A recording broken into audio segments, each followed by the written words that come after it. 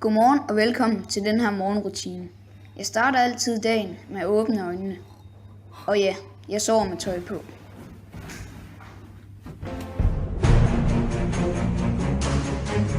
"2,000 years later."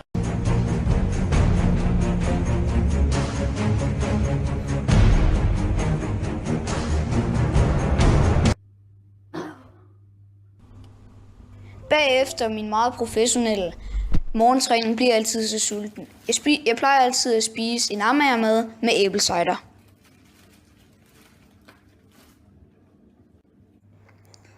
Og en amagermad med æblecider, det kan simpelthen ikke blive meget bedre. Det smager simpelthen så godt. I skal seriøst prøve det.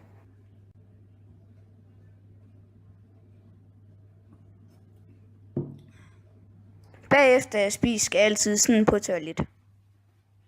Hvad, må man ikke få lidt privatliv?